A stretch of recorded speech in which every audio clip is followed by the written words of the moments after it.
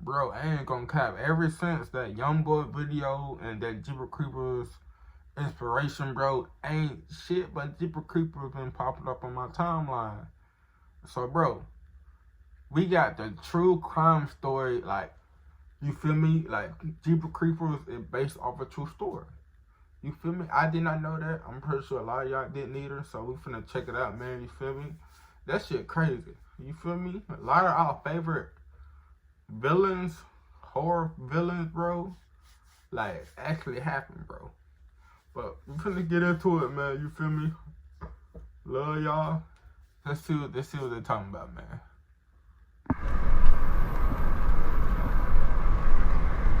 Most of us have seen Jeepers Creepers from 2001, but I feel like a lot of you don't realize that the beginning of that movie is based on a real story, a real situation that happened. Man, that movie came out 01 years 1990, 46-year-old Dennis Depue murdered his wife Marilyn. Look at him. He did look like he'll do some shit like that, bro. He did look like a murderer, bro. He did look like a murderer. You feel me?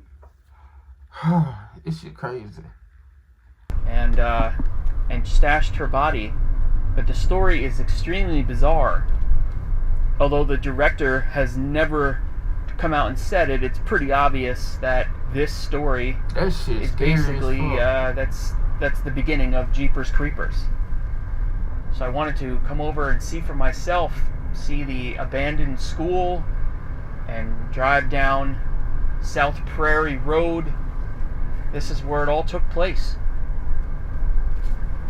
Easter Sunday, 1990, Ray and Marie Thornton are driving down this road, South Prairie Road.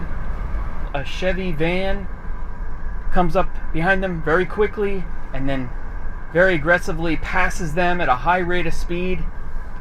And that's when Marie Thornton says, referencing the license plate, "Geez, that guy's in a rush." They have a laugh about it and continue on down this road. And just a few miles further, they come across the abandoned schoolhouse. And it's there that they see that van again. They see a man, and he looks like he's holding a blanket or a sheet that is full of blood, or at least it's red. At the time, they don't know. Motherfucker, if I see anything red, man, I'm getting the fuck out of there. Oh, boy, fucked himself up in the movie, bro. Going to the problem, bro. Hell no, nigga, I'm trying to get the fuck away, bro. And here it is. The actual school, built in 1908. This shit middle of nowhere. This is where Ray and Marie Thornton drove by and saw that same vehicle and that man. His car, I believe, was parked right in here. I believe this is where the big tank was. And he was somewhere back here. They see him with a blanket or a sheet. And that's right when Marie says, "What is that? That man, he has a blood-soaked sheet or something." And they were like, "Look, we're not hanging around. Let's get out of here." So they take off. They realize they probably better get the heck out of this area, so they keep on driving. They kind of take off.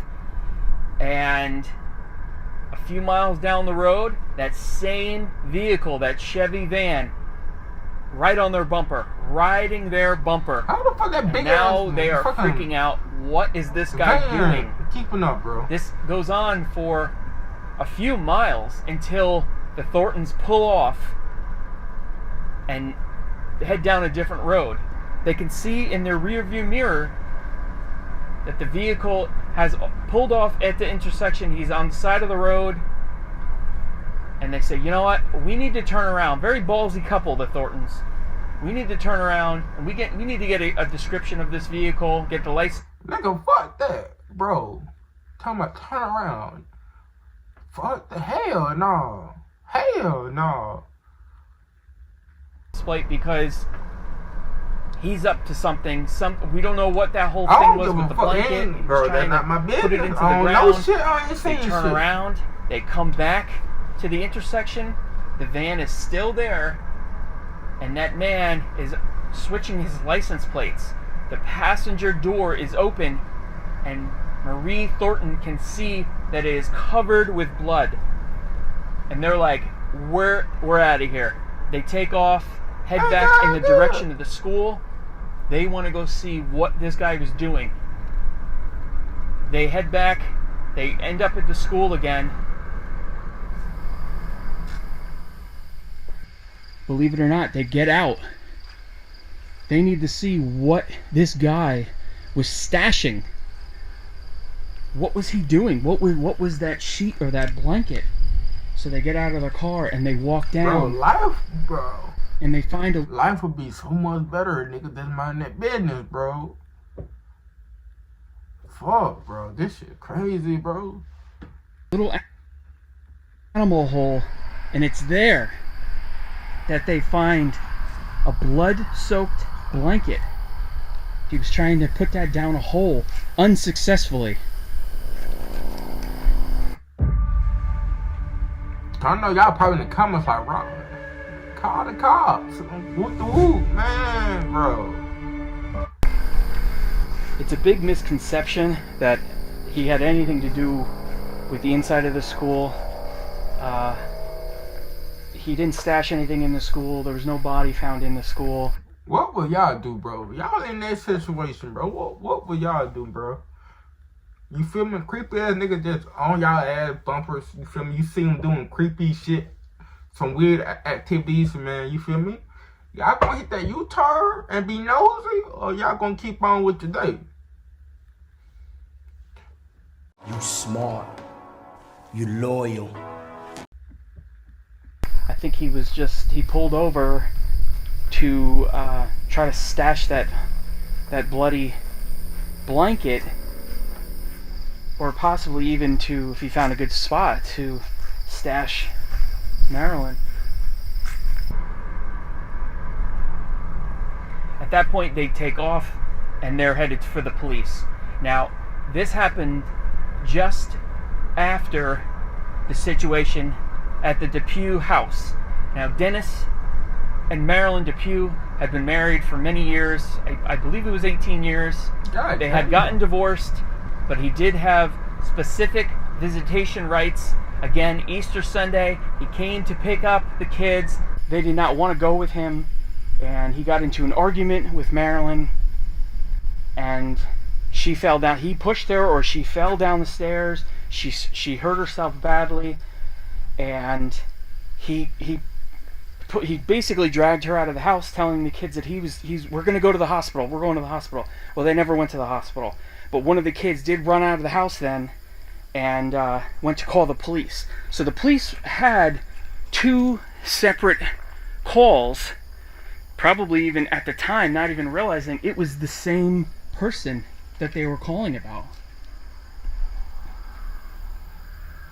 This shit crazy. So what happened was a day later, they were looking for Dennis. He was gone. He disappeared. And it was a day later, not far from here, basically in between this school and where their house used to be, they found, I believe it was a town worker, a road worker, found Marilyn Depue's body on the side of the road.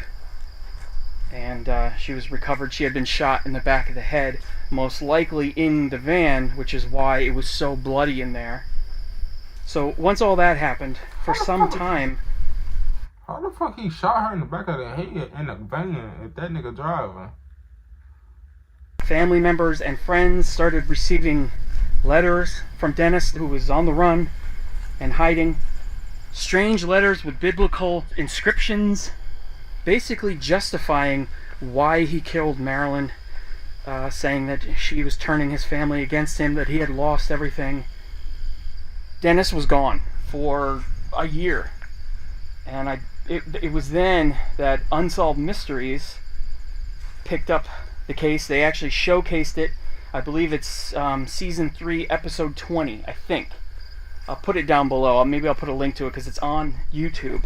But they did a story about this.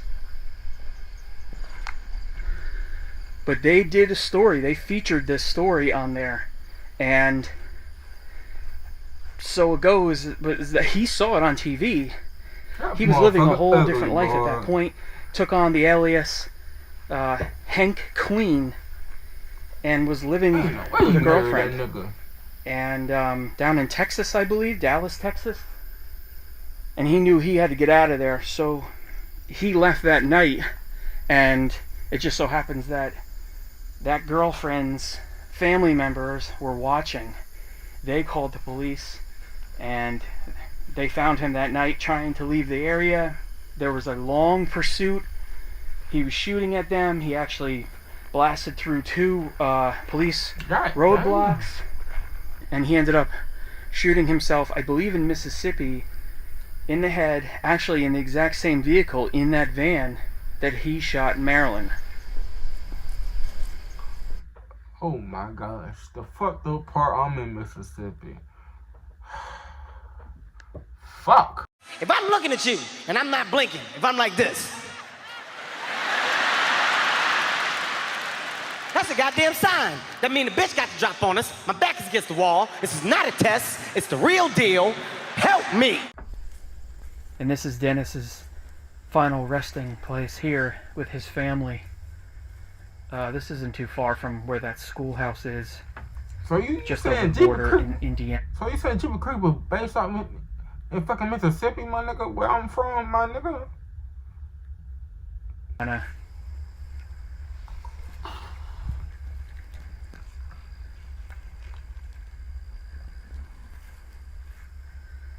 I believe, yeah, so this is his mother and father. And I don't know who these people are. Possibly sisters. His father actually lived until 2005. His mother until 1997. And of course 1991 for Dennis when he took his own life. Clearly the flowers and the plants are on this family here, so they probably still have family in the area. I mean, everybody has family. Serial killers, bank robbers, murderers, everybody has family. You real?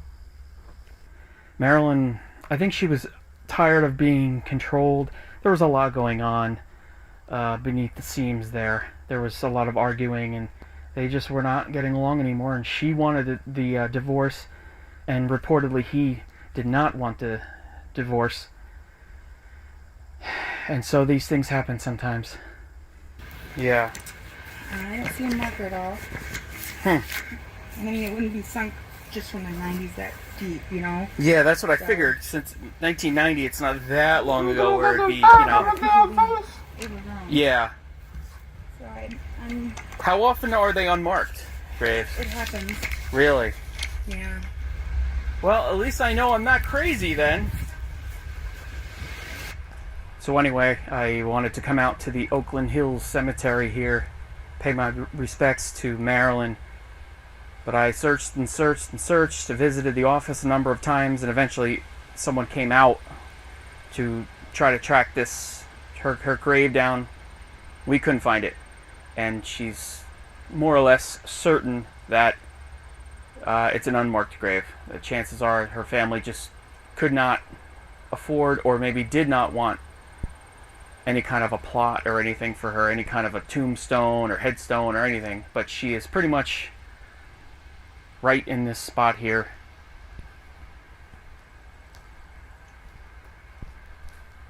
And that is the story of Dennis Depue. That shit crazy, bro. That shit give me creeps, man. That shit crazy.